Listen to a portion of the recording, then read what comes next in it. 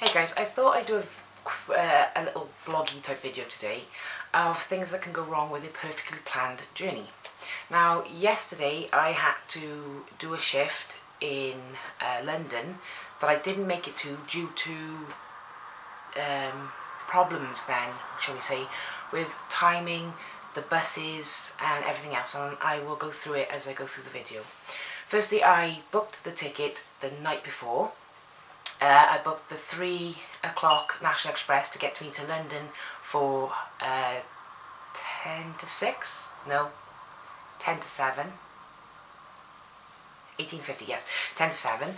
I was supposed to be picked up at Victoria Station in London at 20 past 7. That unfortunately did not happen. Firstly in the morning I had to hand in a prescription, go into Cardiff and pick up some paperwork, record a small 2-minute video of a flag. I did all that, looked at the time, it was 12:30. Was told that the train back to Porth would be 12:36. Got on that. On the way back we stopped for about 5 minutes in Ponty because of a lady arguing with the train staff. So that delayed us getting back to Porth. We go back to Porth at about it was probably about 10 to 2. I rushed into the house, got my stuff ready to get the coach, realised then that the bus wasn't going to get me there in time. So I started to panic at that point. Then a train came in, so I jumped on the train, got to Cardiff Central then at about 2:30. Leaving me half an hour to get to Savoy Gardens, which is about a 25-minute walk. So I got there, realising that I didn't print off my ticket, hoping that they would accept it on the phone, told the driver what happened, and he said, "We will accept it on the phone." My phone decided to die at that second. So I start to panic. The driver says, "We leave in 5 minutes, go to the office, get them to print you off an emergency one." They print it off very kindly for me, even though it's not their policy to do so. They then give it to me, I give it to the driver, I get on. At that point I'm already stressed out because I assumed I had already started to believe that I was not going to get there. Then about 2 hours into the journey, it usually takes about 3.5 hours to get to Victoria Station from Cardiff. We get detoured to Reading to pick up a handful of passengers whose 450 to Heathrow had broken down. Having my headphones on, I didn't hear the announcement. That's my fault. I should have made sure that the music I was listening to wasn't too loud so as I could hear it. Picking them up and going to Heathrow, I then panic thinking I've got on the wrong bus. Go down the coach and say to the driver I got on the wrong one, and he says, "No, we made a detour, I announced it," and I explained I had my headphones on. He said we'll be delayed by about 20 minutes. Now, I figured that I would get there at exactly 20 past 6. 20 past 7. Which means that I would have got off the coach, got into the minibus to get us to Twickenham. Unfortunately, the journey took a lot longer and we didn't actually get into Victoria Station until 35 minutes past. Me and 2 other colleagues who were also on the same bus coach rang our boss, explained what was going on, and he said, "Right, well, we figured something was wrong. We've waited, but we can't wait any longer. We've got to be there." So they left and they said that they will pay us for the journey. We don't get paid for the job because we didn't do it. We'll get our ticket for with the £20 travel to get to London. We'll have that refunded in our paycheck.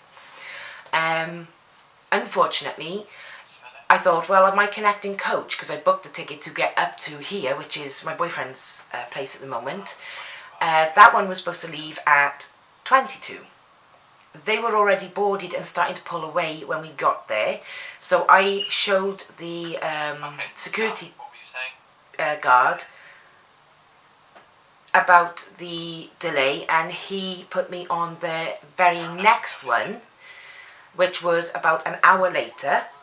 So instead of getting up here for 8:30, I actually got here at 9:30. But when I got on the connecting coach, they put me on the very next one then, obviously. We had quite a few things happen. First of all, a 450 nearly went into the 410 by the Marble Arch. It also nearly went into the Megabus. Then an Ocado truck tried to take the front end of the 450 in front of us out, then reversed and nearly hit the front of our coach. After that, it was a bit smoother. By this point, I am just thinking to myself, why did I decide to try and do it all today? Mainly because I was supposed to be working up here and coming up to see my boyfriend.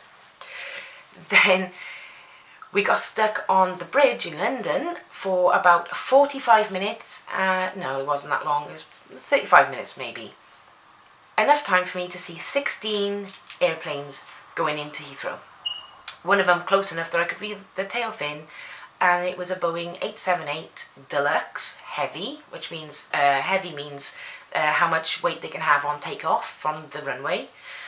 And we then got going again. I got up here then at about 20 to 10 to not be able to get the bus from the drop-off point to the centre where I was supposed to meet my boyfriend. Rang him, explained what was going on, went into the local shop that sells coffees to find that the coffee shop had closed, and by this point I was just thinking, I'll just curl up on the bench and go to sleep. I was tired, stressed out. It's never like that when I travel with the National Express. The National Express are usually extremely good at their journeys. It's just you get every so often you get the one occasional day where things just go drastically wrong. And yesterday was the one and only time I've ever come across that. The only other time I've ever had a problem with the National Express was when one driver out of 4 damaged my tripod, the one that I'm using here, because he was in a bad mood. He threw my suitcase on the floor, buckling the leg, which I had to have a friend straighten out for me, and chipping a big piece off the connector for the bit the camera attaches to. So there's a big lump of plastic actually snapped off. National Express were extremely helpful with that. They literally gave me a free ticket for the next day, the next time I travelled, which I used, and they also refunded me for the ticket that I was using for that day. So they basically refunded me about £60. Unfortunately, not the price of the tripod. The tripod was in fact £85 second hand, £150 brand new. So when I looked at buying a new one with the refund, I found I couldn't, but it's still usable, so it didn't matter. But they're the only 2 instances in 7 months. Unfortunately, all the delays. Normally, it's a enjoyable experience. You get to sit down on the coach. You're comfortable. You got an app you can put on your phone which lets you watch programs while you're on the bus, and it's usually pretty good. One day it just goes wrong, and it happened to be the day that I was working. I didn't get that shift, but I did do this morning shift. They picked me up from High Wycombe. We went and did Reading Festival, and they dropped me back about an hour ago. So my video today is basically explaining that no matter how carefully you plan a journey, you can never guarantee what is going to happen. And that was pretty much it. So thank you very much for watching, and I'll catch you all in my next video soon. Bye!